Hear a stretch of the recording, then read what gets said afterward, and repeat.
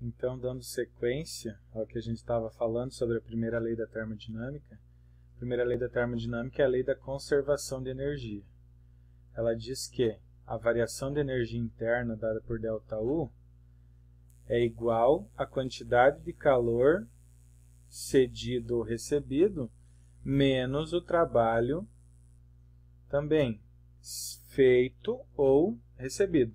O que a gente tem que observar? Quando um sistema realiza trabalho, o trabalho é positivo. Quando sobre um sistema realiza-se um trabalho, o trabalho vai ser negativo. Se um corpo recebe calor, a quantidade de calor é positiva. Se um corpo cede calor, a quantidade de calor vai ser negativa. Tranquilo? Dando sequência aqui, a gente tem algumas informações, alguns exemplos que vocês podem fazer aí em casa, num papel. Por exemplo, determine a variação de energia interna nos seguintes casos. Aqui você tem um sistema.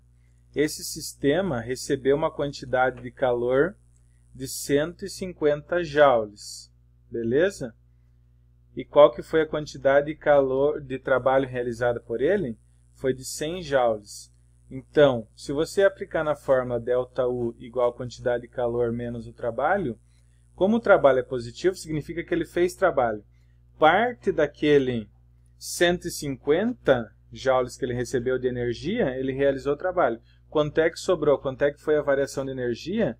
A variação de energia foi de, se eu fazer 150 menos 100, foi de 50 joules. Significa o quê? Uma variação de energia positiva significa que o ambiente, ou a energia interna do sistema aumentou. Se a energia interna dele aumentou, significa que ele teve uma variação de energia positiva, significa que a temperatura dele aumentou. Aí vocês façam as duas outras. Por exemplo, aqui no segundo exemplo, a quantidade de calor recebida foi de 150 joules. E o trabalho realizado foi de 150 joules também. A gente chega à informação de que todo o calor recebido foi convertido em trabalho, integralmente em trabalho. Tranquilo? Então isso significa o quê? Que a variação de energia interna foi zero. Significa que a energia interna permaneceu como ela estava antes. Tranquilo? Aqui. Tipos de transformação. A gente tem 4 tipos de transformação que eu falei para vocês. Transformações gasosas. Então, a primeira. O que é uma transformação isocórica? Isocórica é quando ela é isocórica ou isovolumétrica, que significa a mesma coisa. Significa o quê? Que não houve variação de volume, pessoal. Se não houve variação de volume, o volume não aumentou e não diminuiu. A D, isobárica. O que é isobárica? Isobárica significa que a pressão permaneceu constante. No sistema 1 a pressão era 1, e no sistema 2 a pressão é a mesma, a pressão é constante. Isotérmica é quando a temperatura ela é constante. Beleza? E a adiabática é que a reação, a transformação ocorreu tão rápida que não houve troca de calor, não houve variação. A gente vai ver na sequência aqui. Transformação isobárica. Nessa transformação, a pressão permanece constante. Como eu falei para vocês, aqui você tinha uma pressão e aqui no sistema 2 você tem a mesma pressão constante. Na transformação isocórica, não há variação de volume, ou seja, então, como eu dizia, na transformação isocórica não há variação de volume, portanto não há realização de trabalho, ou seja, se o volume não aumenta e não diminui, o trabalho ele é nulo, ele é zero. Então, se falar lá numa questão assim, determinada massa de gás recebeu determinada quantidade de calor, ou ela converteu toda essa quantidade de calor em trabalho, ou ela teve um trabalho nulo. Ou seja, o que pode acontecer num sistema? Ele pode receber uma quantidade de calor e não realizar trabalho. Tá, daí vocês vão se perguntar, tá, mas e para onde foi esse calor agora? O calor, ele permaneceu, pessoal, o calor permaneceu no sistema. Então, o que vai variar nesse caso é a energia interna, na transformação isocórica. Transformação isotérmica, eu falei para vocês que na transformação isotérmica não há variação de temperatura. Como não há variação de temperatura, não há variação de energia interna. Todo calor numa transformação isotérmica, toda a energia recebida, ela é integralmente convertida em trabalho. Por exemplo, se o sistema recebeu 150 joules, ele vai fazer 150 joules de trabalho. 150 menos 150 vai ser igual a zero. A variação de energia interna vai ser zero. Beleza? Aqui, transformação adiabática. São processos em que o gás sofre uma compressão e expansão tão rápidas que a troca de calor com o meio é desprezível.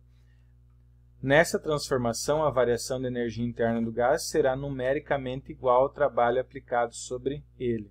É bem tranquilo, então, os quatro tipos de transformações. A formulazinha, então, é ΔU igual a quantidade de calor menos o trabalho. Numa transformação adiabática, a quantidade de calor ela é nula.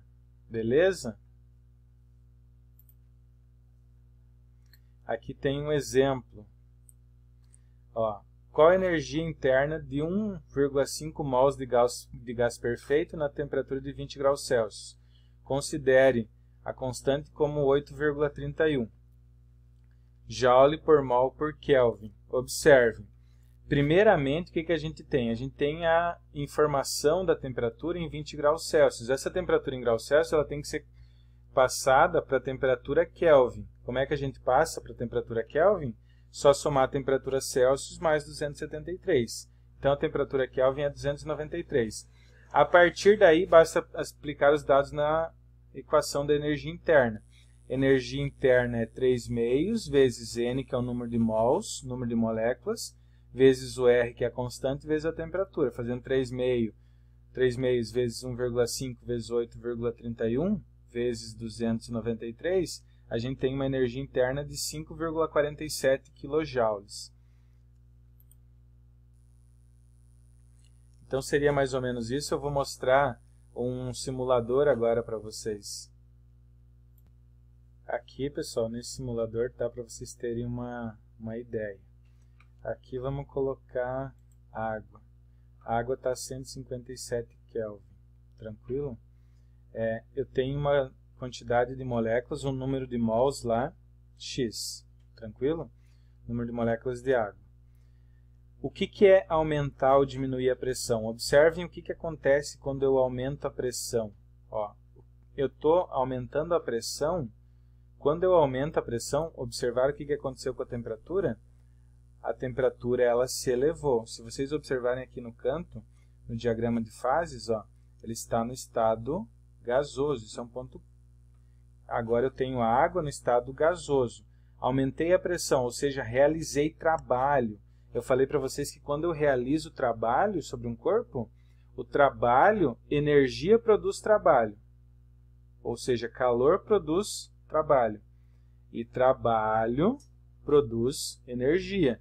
Como vocês viram aqui, a energia interna do gás ela aumentou. Eu realizei trabalho sobre esse cilindro, sobre essa determinada massa de água que tinha aqui inicialmente no estado sólido, agora ela está no estado de vapor, beleza?